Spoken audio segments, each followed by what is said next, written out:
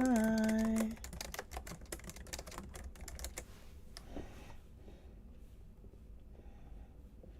Oh, hey, Belle. Can you hear me? How are you? I'm trying to get the music set up here now. What's up with you, Val? What's popping? Let me get all the chats. Hey, Heather, how are you? How are you, friend? We've been like chatting on IG. Chella, what? How are you, Chella? Belle, listen, I'm surprised. I've come on early 2 days in a row now. Let me not get too cocky over here. Oh my goodness. How are you? Let's see. Can you let me know if the music comes through?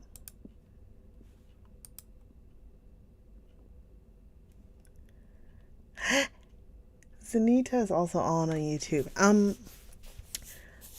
No worries, Belle. The interview actually went very well. Sorry, I was rubbing my hands so loud. The interview went really well, I think. But you never know, right? You can have a great rapport with people and then later on they're like, oh, we're going in a different direction. Oh no. It's not just you, Chella. I think my internet is really bad. Let me see.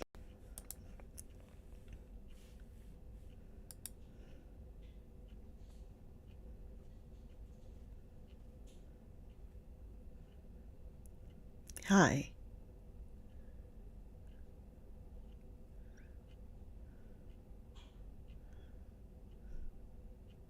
Yeah, it's so off. Gosh.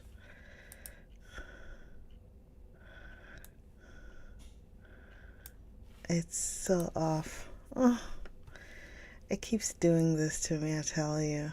Honestly. It's not. I even have the offsets on and everything. It's the internet, I believe. It has to do with the internet. I'm so sorry. Yeah, thank you, Heather. It was 2 people interviewing me at once, and they were very fun. The video is grainy. Yeah, I think our internet is really... I am the Italian dubbed cowboy movie.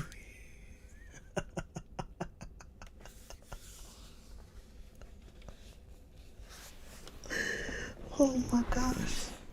Would it help? I feel like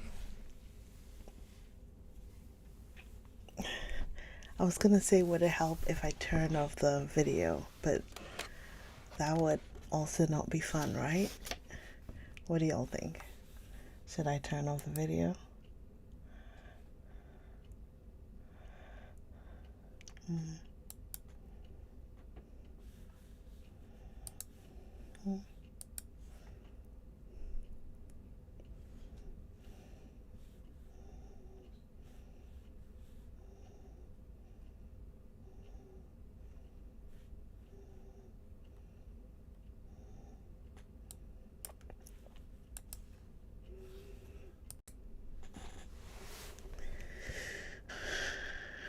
I'm so sorry.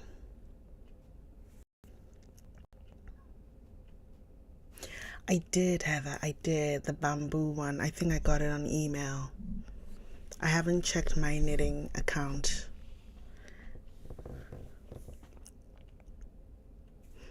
I haven't checked my knitting account, so that might be why. I just received a notification that my internet might be unstable. Let me stop the music. Okay, let's see.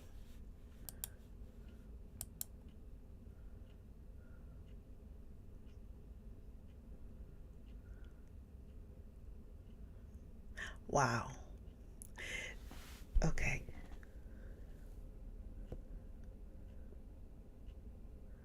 So the audio is behind the video.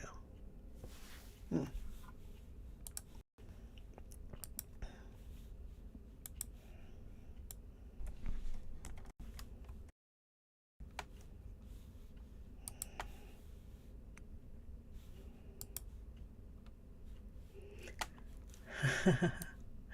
No problem, Chella. Thank you so much. Thank you, Chella.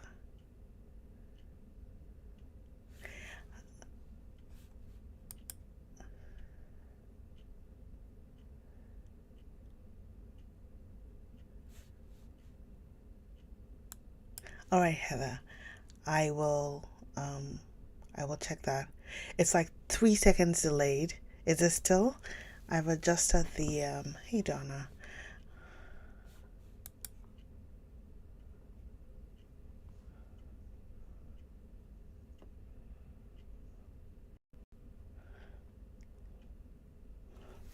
Thank you, Chella. Heather, I'll take a look and then. Oh, okay, Heather. What an honor. What an honor for me to put you to sleep.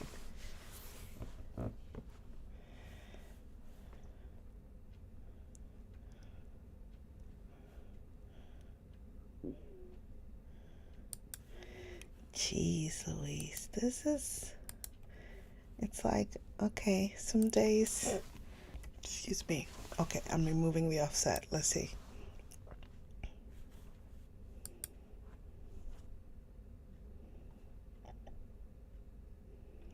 Hey, Shelly.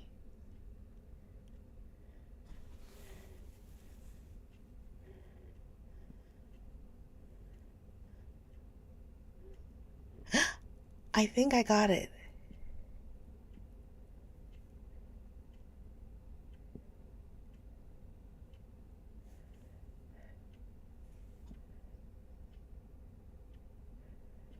Are we synced now?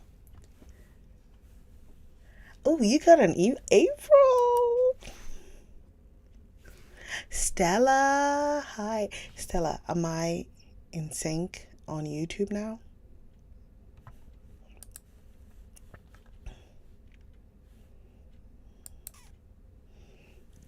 Hey, Book Wyvern. That is a very fun name. Oh, my lord. Let's see.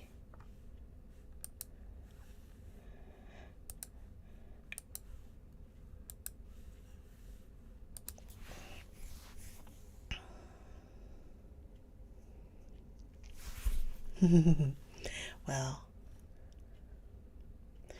I'm not as clear on video with TikTok, but my sound and lips are in sync. Ay, ay, ay. What? What? Okay.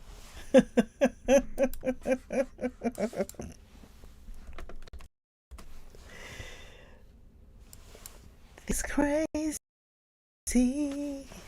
This is crazy. Care for me, care for me. Why don't you care for me? There for me, there for me. Okay.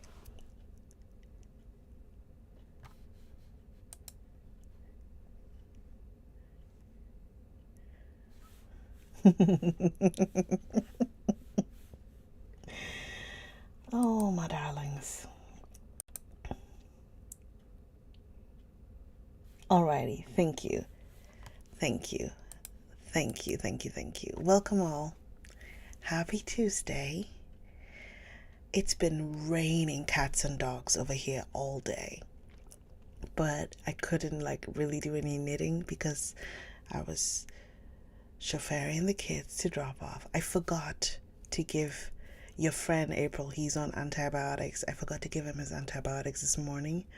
And so after I had dropped the oldest off after his allergy shots, I called the school and then drove to the school with like the dispenser and the medicine to give him his meds. got back home, had to do laundry because remember we're sleep training him, potty training him. He says he's a big boy now. So I had to do laundry and then prep for my interview. I know. I did, Tamara. I got it.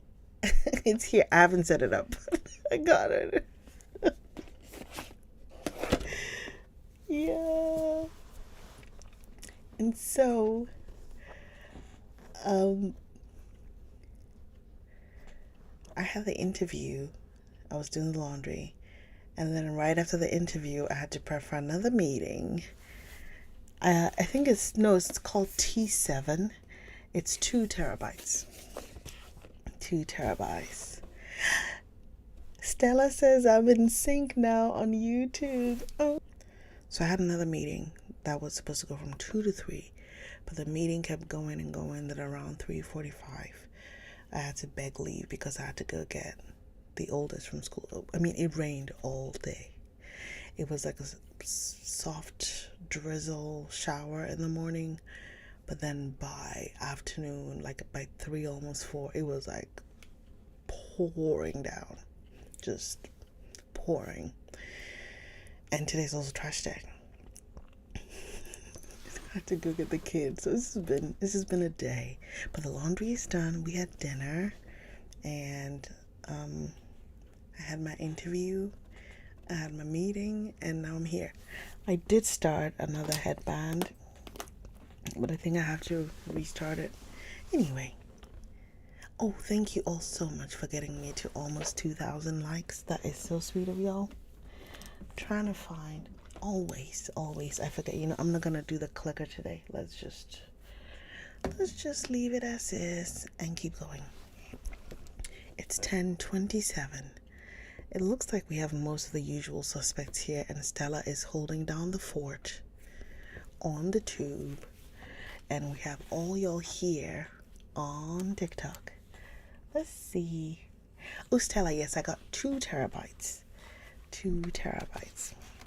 You'd all be so proud of me as well, by the way, because I started editing chapter 1 and 2 of Emma, volume 1, today. Right before I got on, I was editing it, and I've uploaded chapter 1, but uploaded it to YouTube, but I have to schedule it, so it's sitting there, or still uploading, because it takes a while, Anywho, I hope y'all had lovely days, and the weather was kind to you, and your day was kind. And if not, well, welcome here. Rest, relax, enjoy with us, and let's get the party started, right? I forgot to get my tea. I've been sitting here since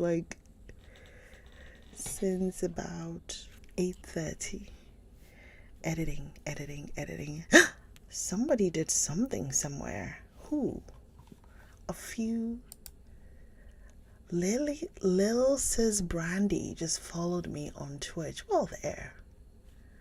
Not again. Another slight delay. But thank you for the follow, Lil Sis Brandy. We are about to get started reading. Let me put on some lip balm. Get all chappy. But I do have my water. What are y'all drinking? I've been drinking. No, I have not. We have another knitting club thing on Thursday. I'm thinking that I'm in charge of food this time. I'm thinking maybe like tea, hot chocolate. Oh, coffee. Oh, are you at work, Tamara? Yeah, you're usually at work, right? I'm thinking like hot beverage, so maybe tea, like decaf tea and hot chocolate, maybe apple cider, like a hot apple cider, and then cake and like fruit. Oh, okay, you're off tonight, yeah. Hey, Jennifer. Well, okay. Okay. Well, it's 10:30. I have chit-chatted. Stella is on the water team. Yeah, let's do it. I wanted like a hot tea. I actually was cocoa. Donna, yes. I was thinking, oh my god, it's gonna rain. I was gonna drink soup, but I was too lazy. Yay! I'm matching on TikTok. It's my internet. Like, our internet needs help. Oh Lord. But I was thinking of, I was gonna drink soup. And I was like, I'm too lazy to go drink soup right now. And it's gonna be spicy. And I was like, ooh, a hot beverage with some cookies or something would be great. But again, I got sidetracked. I was like, let me edit some videos because, and PSA, we're traveling, so we're not going to be available for about a few weeks, starting the 15th. So I'm trying to see if I can upload some of the chapters, and hopefully that will keep y'all company until I'm back, right? Okay. Well, grab your drinks, grab your blankets, grab your snuggle bunnies, and grab your crafts, and let us read. Once my Kindle wakes up, hey PKS, hi. Let us read. We are gonna be reading. I'm reading this book called Kit McBride Gets a Wife by Amy something or the other. My sister recommended it, and it's pretty fun. There's a little girl in there who is actually matchmaking for her brothers, and her name is Junebug, and she is hilarious. She is so funny and so brilliant. So brilliant. Amy Barry. Kit McBride Gets a Wife. So, if any of you are looking for a fun book, it's set in the olden days. I don't know which year, but it's been fun. Junebug she is like carrying the story, and she's amazing. She is a precocious 14-year-old girl who is the only girl among 4 or 5 brothers, and love her. They keep asking her to cook, and she can't cook to save her life, and she keeps cooking really badly. And when they tell her that it's her job to cook, she's like, why? I wasn't born knowing how to cook. Meanwhile, Kit is a better cook, but he's like, yeah, you are the girl, so you should be cooking. And she's like, nope. So she makes biscuits that are hard as rocks, and she cooks steaks that are burnt on the outside but still raw on the inside. I'm like, you are the goat. They ask her to do laundry, and if she thinks that she can't clean the clothes or get the stain out, she just burns the clothes. Junebug rocks. Anyway, friends, welcome. Let us read Chapter 15 of Volume 2 of Emma by Jane Austen.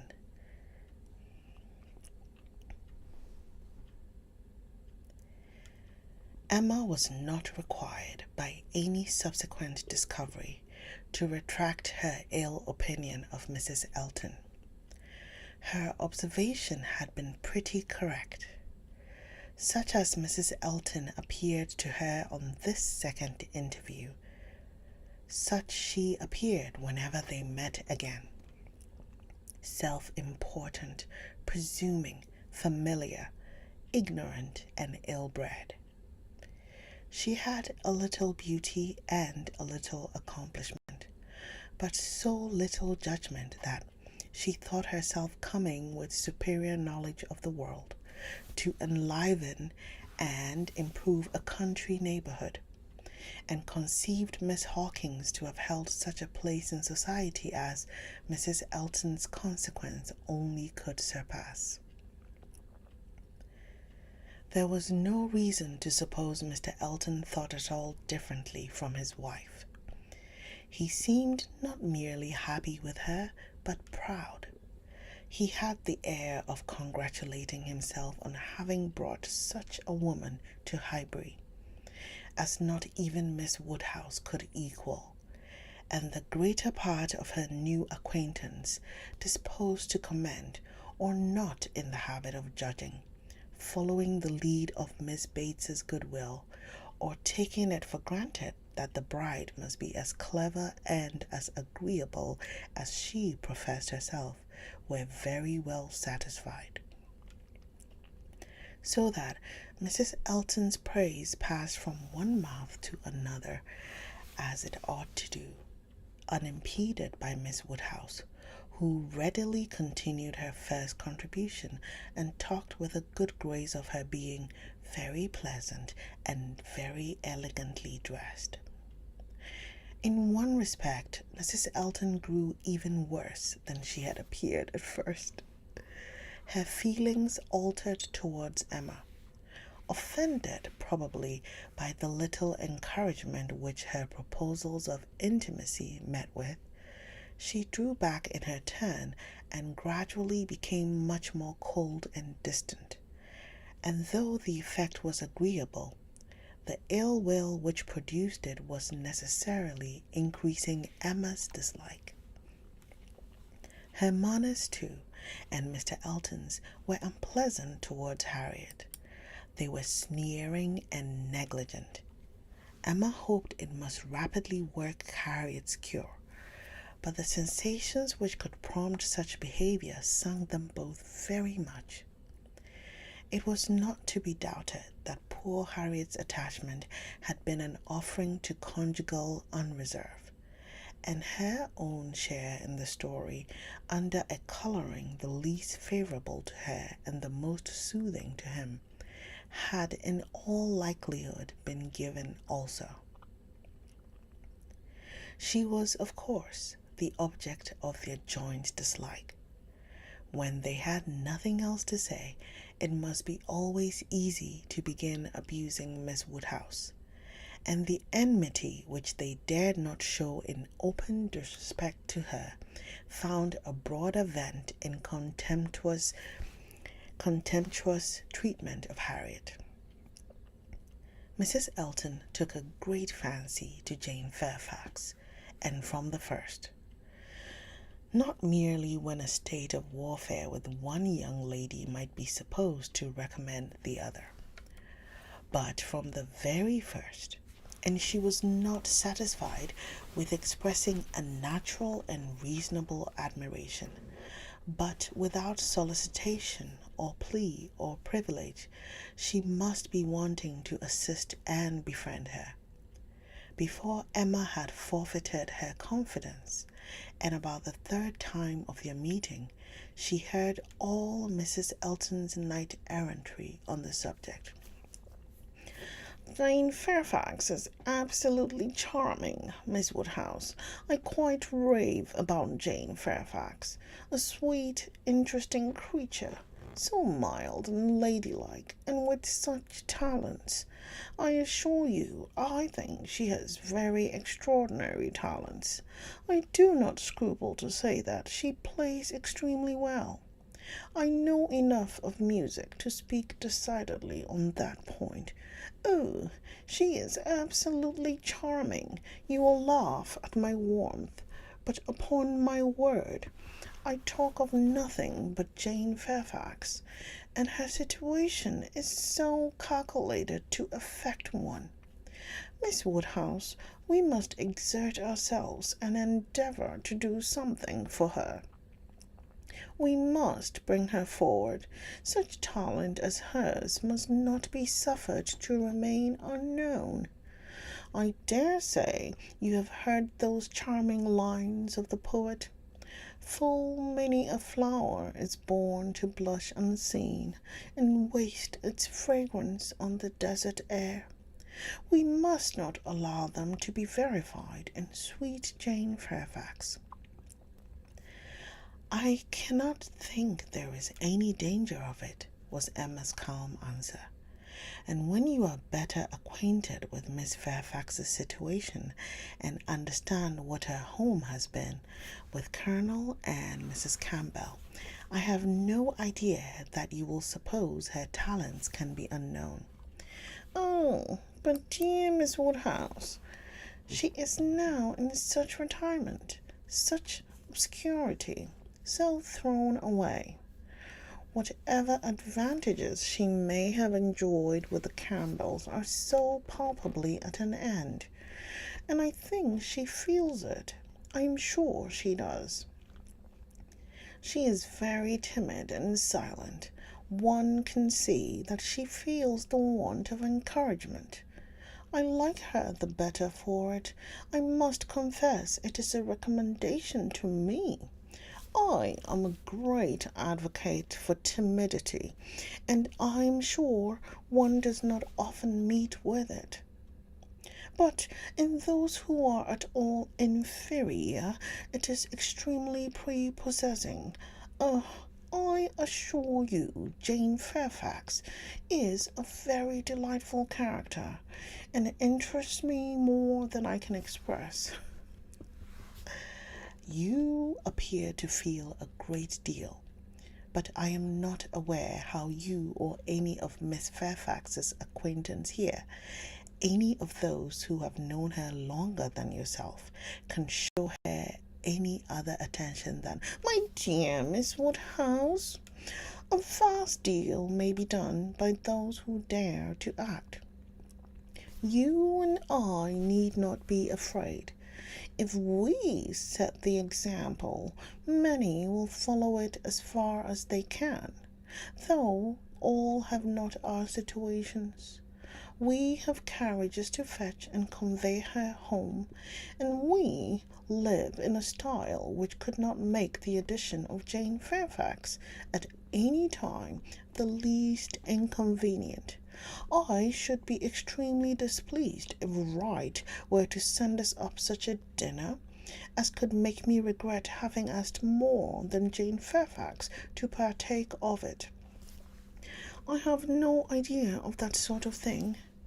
It is not likely that I should, considering what I have been used to. My greatest danger, perhaps, in housekeeping may be quite the other way, in doing too much, and being too careless of expense. Maple Grove will probably be my model more than it ought to be, for we do not at all affect to equal my brother, Mr. Suckling, in income. However, my resolution is taken as to noticing Jane Fairfax. I shall certainly have her very often at my house, shall introduce her wherever I can, shall have musical parties to draw out her talents, and shall be constantly on the watch for an eligible situation. My acquaintance is so very extensive that I have little doubt of hearing of something to suit her shortly.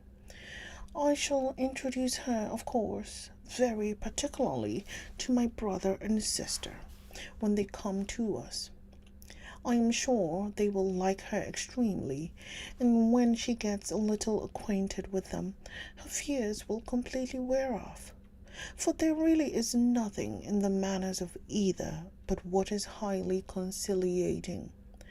I shall have her very often indeed while they are with me, and I dare say we shall sometimes find a seat for her in the barouche landau in some of our exploring parties. Poor Jane Fairfax, thought Emma. You have not deserved this. You may have done wrong with regard to Mr. Dixon, but this is a punishment beyond what you can have merited. The kindness and protection of Mrs. Elton? Jane Fairfax and Jane Fairfax. Heavens! Let me not suppose that she dares go about Emma Woodhousing me. But upon my honour, there seems no limits to the licentiousness of that woman's tongue. Emma had not to listen to such paradings again, to any so exclusively addressed to her, so disgustingly decorated with a "Dear Miss Woodhouse." The change on Mrs. Elton's side soon afterwards appeared, and she was left in peace, neither forced to be the very particular friend of Mrs. Elton, nor, under Mrs. Elton's guidance, the very active patroness of Jane Fairfax. and only sharing with others in a general way, in knowing what was felt, what was meditated, what was done. She looked on with some amusement. Miss Bates's gratitude for Mrs. Elton's attentions to Jane was in the fair style of guileless simplicity and warmth. She was quite one of her worthies, the most amiable, affable, delightful woman, just as accomplished and condescending as Mrs. Elton meant to be considered. Emma's only surprise was that Jane Fairfax should accept those attentions and tolerate Mrs. Elton as she seemed to do. She heard of her walking with the Eltons, sitting with the Eltons, spending a day with the Eltons. This was astonishing. She could not have believed it possible that the taste or the pride of Miss Fairfax could endure such society and friendship as the vicarage had to offer. "She is a riddle, quite a riddle," said she, "to choose to remain here month after month, under privations of every sort. And now to choose the mortification of Mrs. Elton's notice and the penury of her conversation, rather than return to the superior companions who have always loved her with such real, generous affection." Jane had come to Highbury professedly for 3 months. The Campbells were gone to Ireland for 3 months, but now the Campbells had promised their daughter to stay at least till midsummer, and fresh invitations had arrived for her to join them there. According to Miss Bates, it all came from her. Mrs. Dixon had written most pressingly. Would Jane but go, means were to be found, servants sent, friends contrived, no travelling difficulty allowed to exist, but still she had declined it. "She must have some motive more powerful than appears for refusing this invitation," was Emma's conclusion. "She must be under some sort of penance, inflicted either by the Campbells or herself. There is great fear, great caution, great resolution somewhere. She is not to be with the Dixons. The decree is issued by somebody, but why must she consent to be with the Eltons? Here is quite a separate puzzle." Upon her speaking her wonder aloud on that part of the subject, before the few who knew her opinion of Mrs. Elton, Mrs. Weston ventured this apology for Jane. "We cannot suppose that she has any great enjoyment at the vicarage, my dear Emma, but it is better than being always at home. Her aunt is a good creature, but as a constant companion must be very tiresome. We must consider what Miss Fairfax quits before we condemn her taste for what she goes to." "You are right, Mrs. Weston," said Mr. Knightley warmly. "Miss Fairfax is as capable as any of us of forming a just opinion of Mrs. Elton. Could she have chosen with whom to associate, she would not have chosen her. But," with a reproachful smile at Emma, "she receives attentions from Mrs. Elton which nobody else pays her." Emma felt that Mrs. Weston was giving her a momentary glance, and she was herself struck by his warmth. With a faint blush, she presently replied, "Such attentions as Mrs. Elton's, I should have imagined, would rather disgust than gratify Miss Fairfax. Mrs. Elton's invitations I should have imagined anything but inviting." "I should not wonder," said Mrs. Weston, "if Miss Fairfax were to have been drawn on, beyond her own inclination, by her aunt's eagerness in accepting Mrs. Elton's civilities for her. poor Miss Bates may very likely have committed her niece and hurried her into a greater appearance of intimacy than her own good sense would have dictated, in spite of the very natural wish of a little change. Both felt rather anxious to hear him speak again, and after a few minutes' silence, he said, "Another thing must be taken into consideration too. Mrs. Elton does not talk to Miss Fairfax as she speaks of her.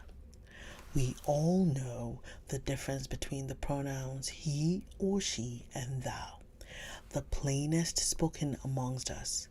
We all feel the influence of a something beyond common civility in our personal intercourse with each other, a something more early implanted. We cannot give anybody the disagreeable hints that we may have been very full of the hour before. We feel things differently. And besides the operation of this, as a general principle, you may be sure that Miss Fairfax awes Mrs. Elton by her superiority both of mind and manner, and that, face to face, Mrs. Elton treats her with all the respect which she has a claim to. Such a woman as Jane Fairfax probably never fell in Mrs. Elton's way before, and no degree of vanity can prevent her acknowledging her own comparative littleness in action, if not in consciousness. "I know how highly you think of Jane Fairfax," said Emma. Little Henry was in her thoughts, and a mixture of alarm and delicacy made her irresolute what else to say. "Yes," he replied, "anybody may know how highly I think of her."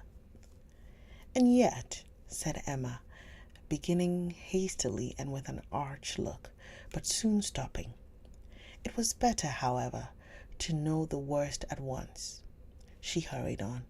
"And yet, perhaps, you may hardly be aware yourself how highly it is. The extent of your admiration may take you by surprise some day or other." Mr. Knightley was hard at work upon the lower buttons of his thick leather gaiters, and either the exertion of getting them together or some other cause brought the colour into his face as he answered, "Oh, are you there? But you are miserably behindhand. Mr. Cole gave me a hint of it 6 weeks ago."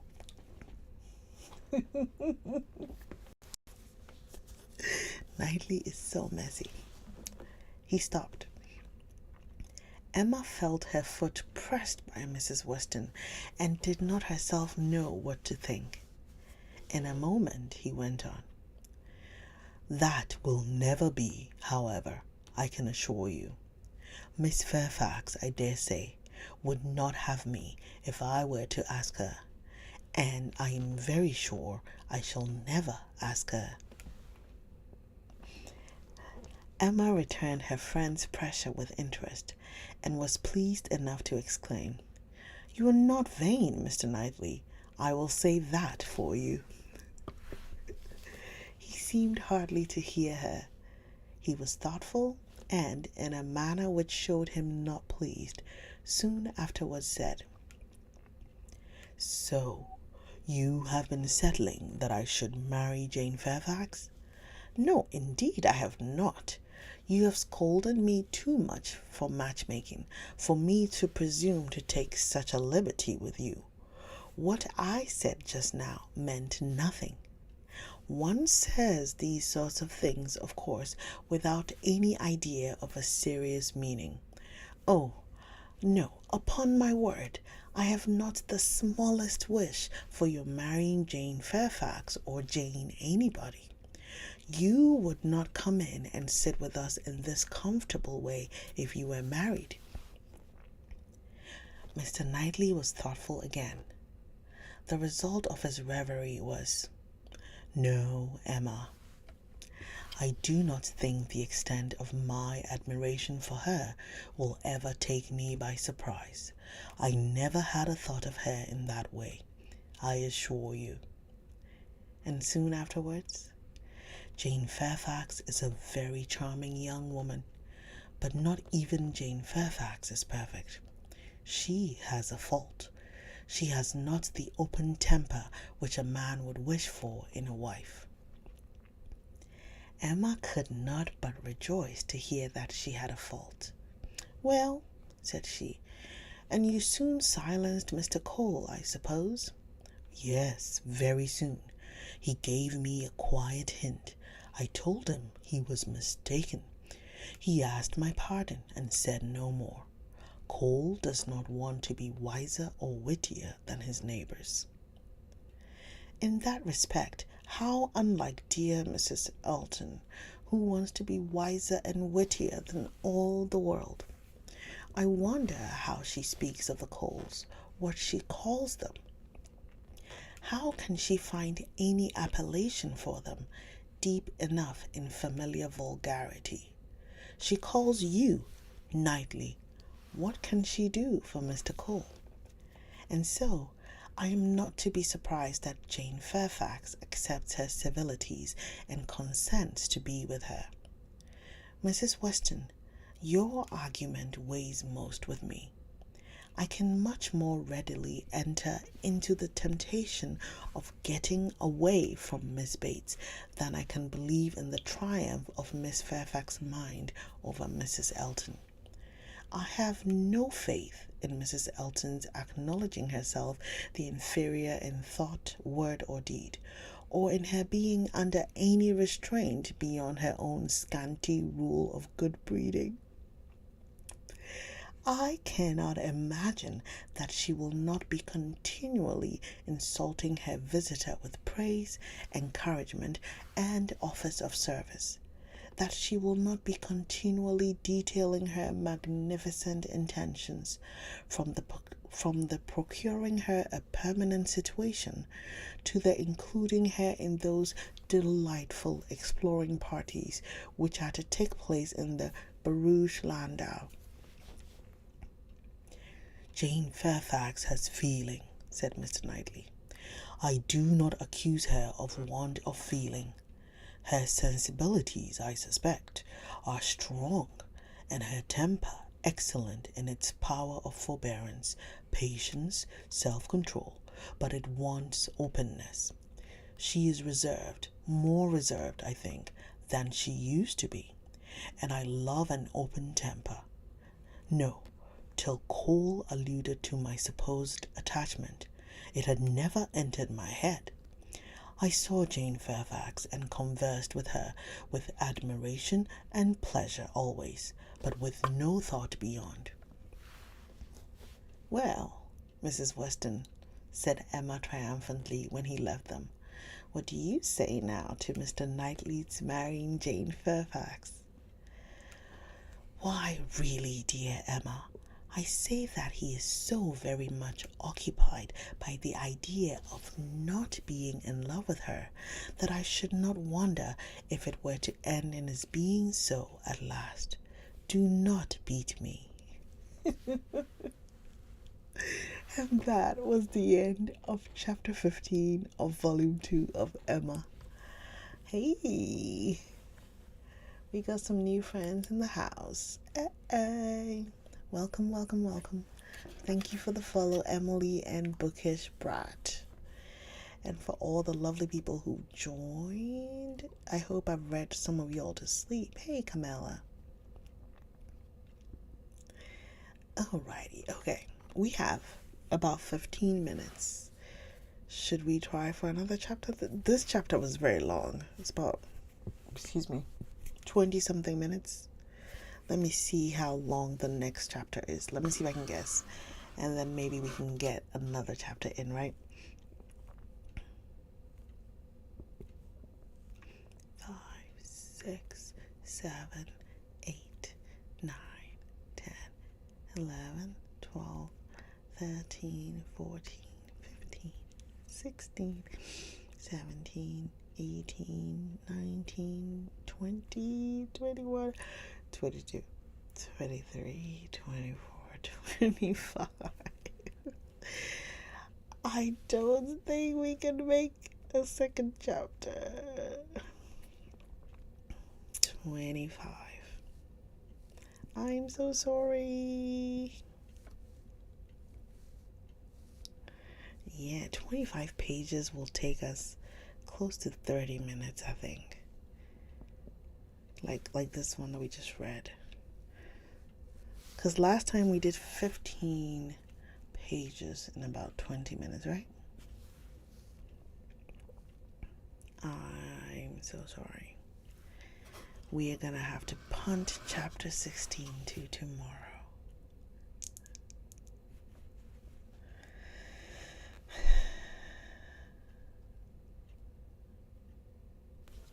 Yeah.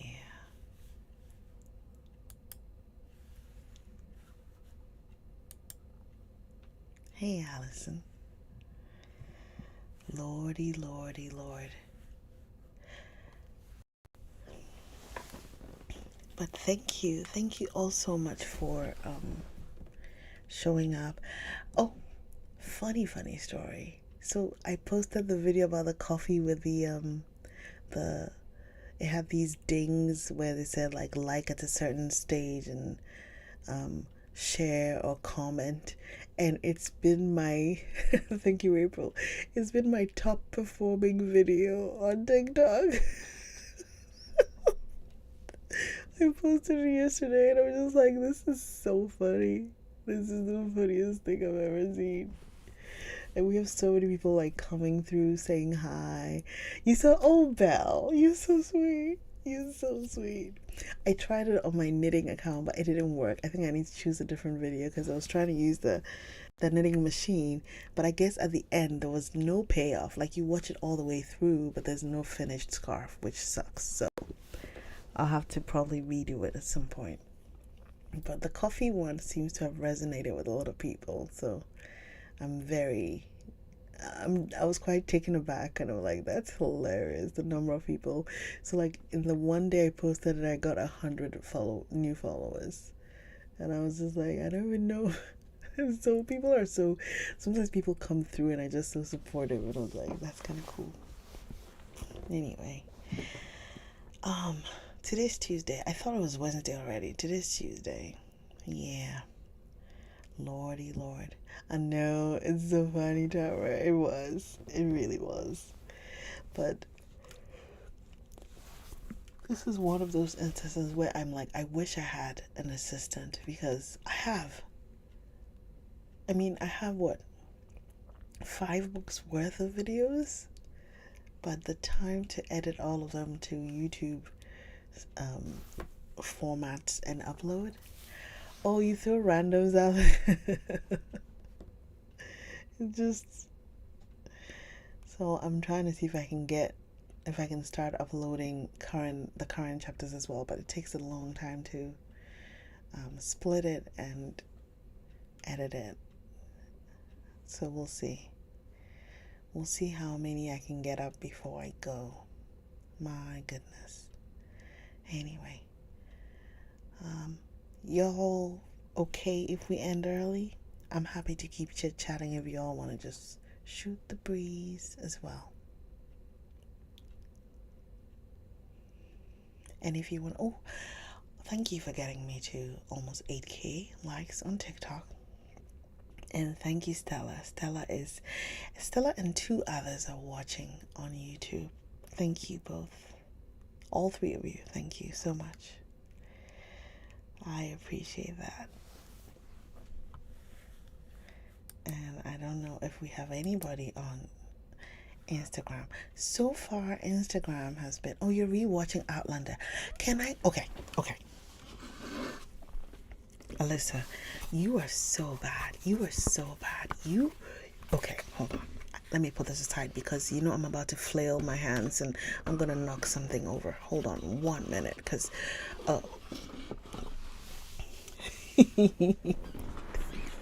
listen. Blue, hey. We're ending early today, Blue. Alyssa, I've never finished Outlander, because the main female lead was pissing me off.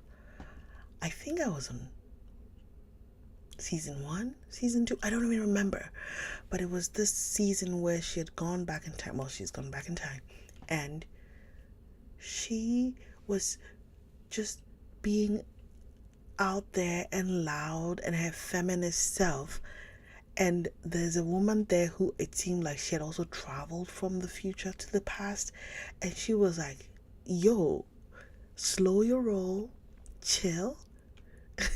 You're gonna get killed if you keep going, because in these times they're just gonna call you witch and burn you at the stake. And she's like, and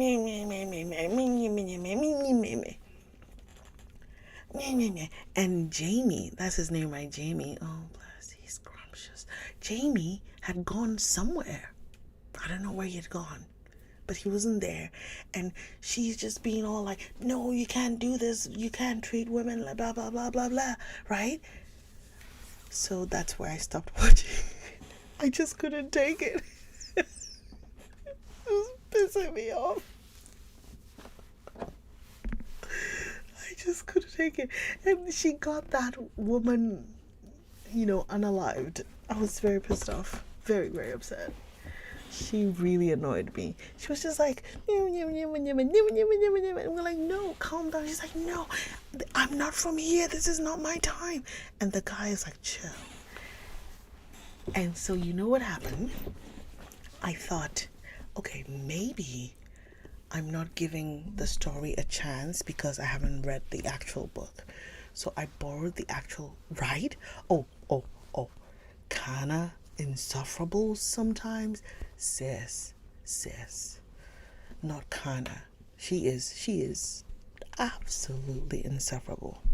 I mean, she looks great though when she takes off her clothing and she and Jamie are having happy times, They're gorgeous together. But, and then I found out she's a model. I was like, oh yeah, that makes sense. She's stunning. She is so stunning.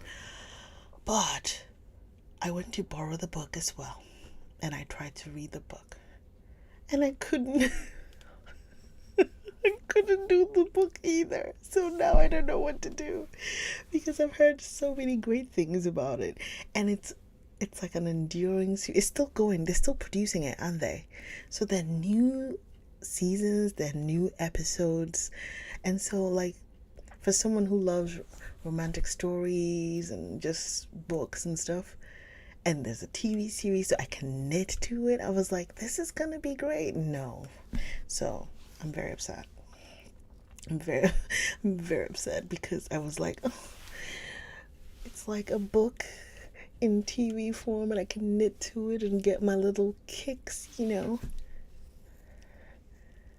Oh, tell me about the article. Tell me about the article. Because I was just like, nah, sis. Nah. She was just, why Claire is just the most selfish. Yes. Please, I need that article. I'm going to Google it right now. Because, nah. She just keeps getting everybody into trouble, right? Why Claire is just the most selfish. Okay, and it just came up, character Outlander. Let's see. Outlander recap it's on Wired from 2016. Let's see. Like, I've had it in my to watch queue for years now, and I don't even know, unless I don't know what season that I was describing, but that's where I got to. Claire, for reasons unknown, insists on jeopardizing her happiness with Jamie to save the life of her present-day husband, Frank. Ugh. And I'm like, yeah, Frank is ugh. But also, girl, you are in a whole different timeline.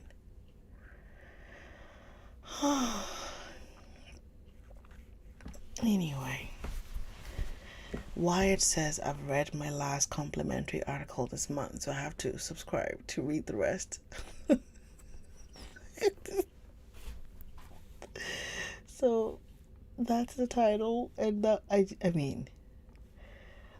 Outlander. I have a friend who loves it and says she watches it with her husband. So I think I started watching with my husband too. And we're all like we're all, well, we both don't have long hair, but we're all like, what is this? What is this? What are you doing? You know how Edna Mode, if you've ever watched The Incredibles, right? I think Incredibles 2. Was it 2? No, Incredibles 1. When Mrs. Incredible goes to Edna Mode and she's like, Edna, did you fix my husband's suit? And then she was like, do you know where your husband is? And he's like, no, I don't. I think he did it. And she's crying. And Edna just goes, pull yourself together. You are Elastigirl. That's what I want to do to Claire every time. Oh, Scottish is great. Wait. Where else have you read it? Because if it's only Outlander, I'm not. Oh, you mean like in general romance stories? If you have Scottish male main characters with their little, what's it called? Their little kilts. Jamie is by far the main character. If only the author knew. I know. Diana Galvadon, right? That's her name. I was so excited. I think I borrowed the book on Hoopla. Let me see. It's like 1,000,000 hours long. I was like, yes, I'm gonna get to live in this world, and I'm gonna get to like read my book. No, I'm gonna find it. I found it on Hoopla Digital. Let me see if I can find it. Oh my gosh, Outlander. Let's see. I was so upset. Let's see. Outlander 1. Let me see what they said. Last borrowed 2/3/24. So I borrowed it in February last year. I didn't finish it. It's a 32-hour, 38-minute audiobook. Can you imagine how much time you could spend just enjoying the book and living in that world? But no, it was terrible. I got upset. Oh, if anybody has other Scottish historical romance suggestions, you're all ears. Oh, I have a few, I think, but I don't remember them off the top of my head. I have a few that were really, really good. Oh my god, what? Let me see if I can find it. Oh my god. Oh my god. Let me check my reading. I think in like 2023, I read a series that started from London, and there were 2 kids who had grown up. They had been separated, and each of them thought the other was dead.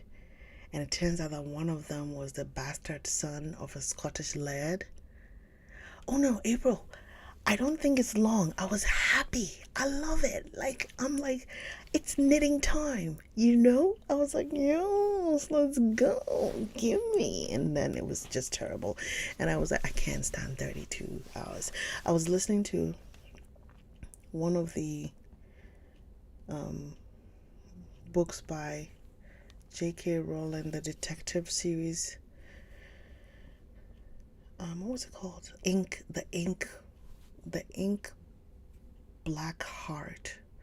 It was like 38 hours or 42 hours or something. I was like, just getting longer and longer and longer. Let me see my books. Who was it by? According to Goodreads, I've read 700 and something books since I started tracking on Goodreads. That was in 2015. So, not too shabby. I have to find this. I think it was like, was it the Mackenzie clan? The Mackenzies. Okay, yes. Mackenzies and McBrides. It's by Jennifer Ashley. Alyssa. It's by Jennifer Ashley. So just find one of the Mackenzie clan stories, and they have like cousins and brothers and in-laws. They have like multiple. She has multiple series. They're gorgeous. Love it. Yes, you want Ian Mackenzie. That one. Ian's story. That very first one's called, what's it called? Hold on. Ian's story. He calls his girl Beth.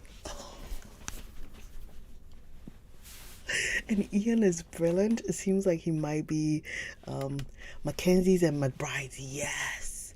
Yes. Ian is so lovely. Oh my God. Ian is so lovely. He says my Beth. Oh. And the person reading the book, they do such a good job. Every time he says my Beth, I'm like, oh. My sister was the one who turned me on. I go, my Beth.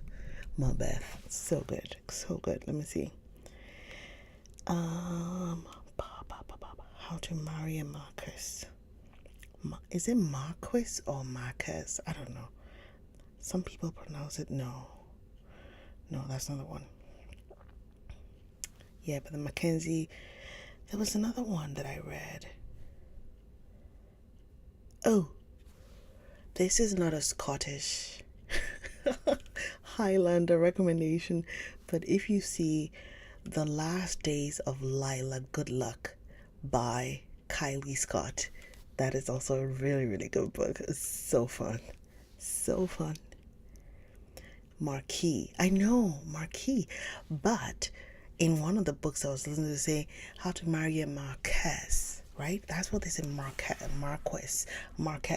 Let's put that to rest right now.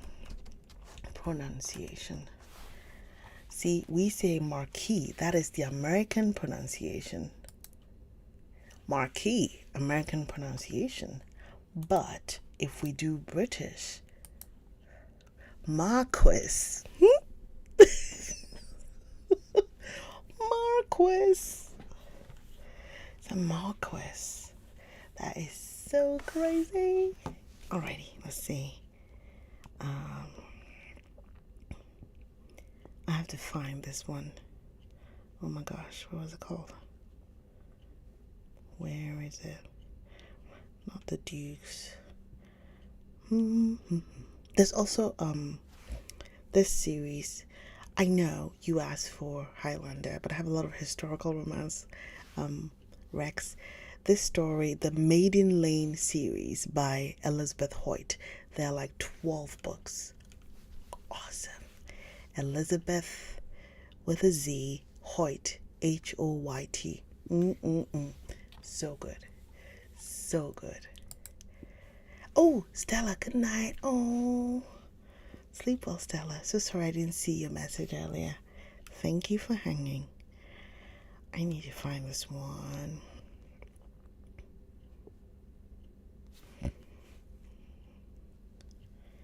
I need to find this one for you. It was so good.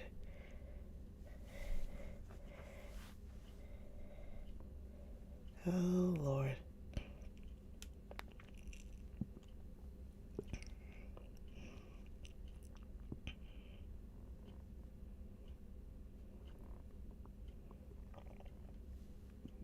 Oh, which one? Elizabeth Hoyt, Hoyt, the Maiden Lane series. It's so good. It's so beautiful. Really? Oh, yes. So the Mackenzie and McBride's, the first one, The Madness of Lord Ian Mackenzie. My Beth. So good. I love it, love it. Let me see. Was this the one?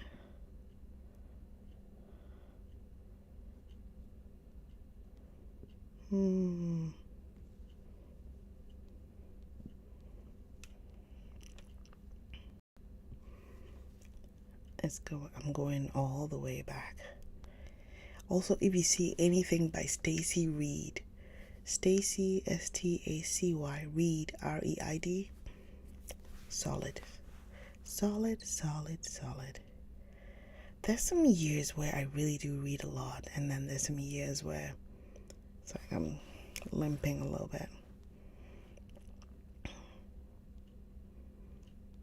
Okay, I read all the Julia Quinn stuff, but I'm trying to find, why can't I remember the name? It was just so interesting how they tied you know, oh my Lord.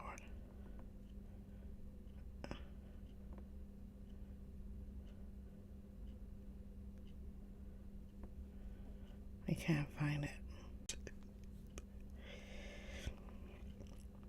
It was like one of them was this guy who half his face had been hurt or something, and he had grown up in an orphanage where he really adored this girl, and they had been separated.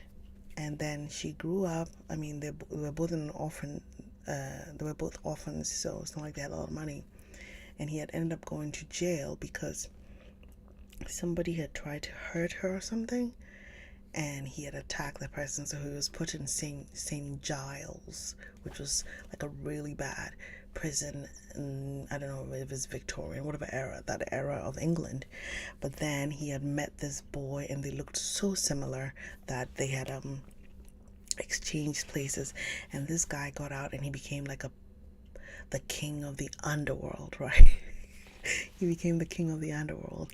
And then he meets this girl again, and she's just working in like, she's working as an assistant to somebody or the other. She's brilliant, and so a police officer has taken her under his wing, and she's working as like a clerk. And she says she calls herself Mrs. something. People think she's a widow, but she's actually lying because they don't have problems hiring a widow, but they do if she was an unmarried woman. And he finds her, and it turns out that she's the long lost daughter of some rich duke or the other. And when they get married,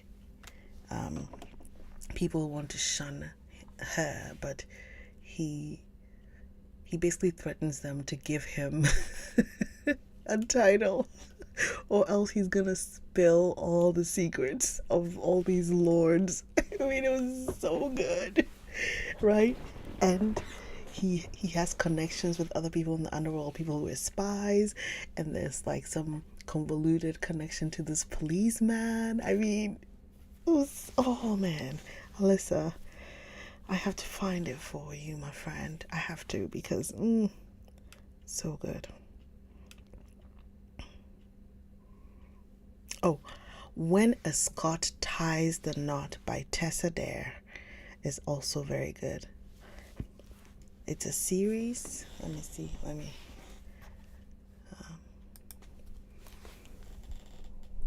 When a Scot Ties the Knot by Tessa Dare.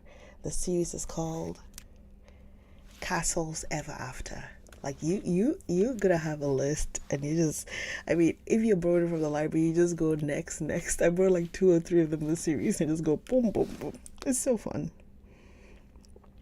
So fun. I can't find it, and I'm really, really sad. I'm sorry. I've gone back quite a bit.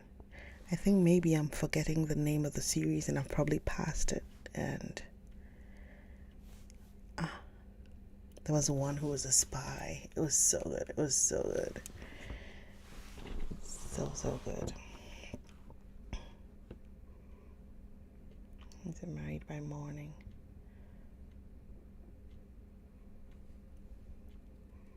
Hey, hack system. I should go to bed now. Was it Lisa Kleypas?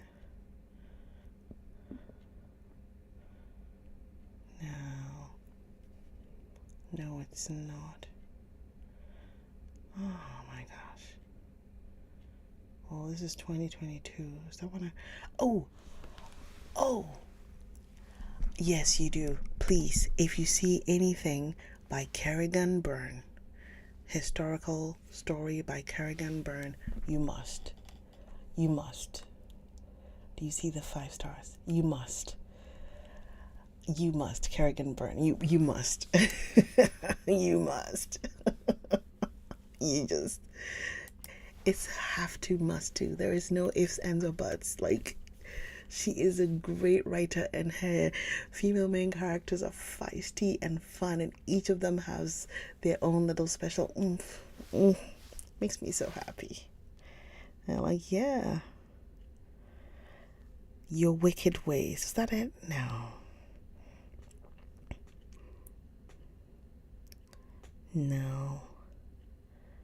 No. The Duke with a dragon tattoo. Ooh, yes! Yes! It's Kerrigan Byrne. The first spelling Byrne. Yes! Oh, finally, I found them.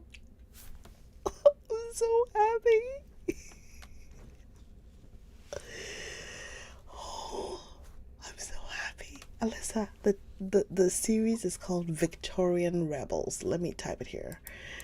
I can type it. I forgot I have a computer. Okay, here we go. And then I'm going to go to bed. Victorian Rebels by Kerrigan Byrne. Oh my gosh. I might have to reread the series.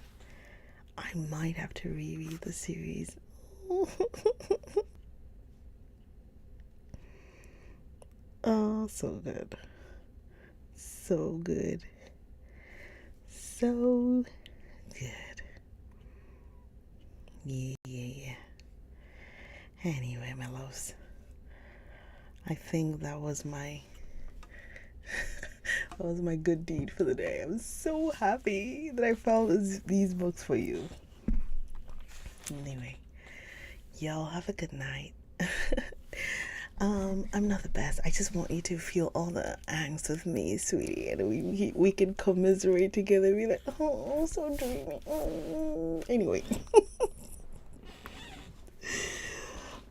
y'all have a lovely night. I will see you tomorrow. Thank you so much. Bye, Tara.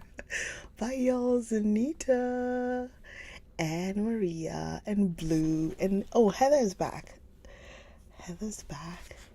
Everyone, good night. So, thank you so much. Where is this?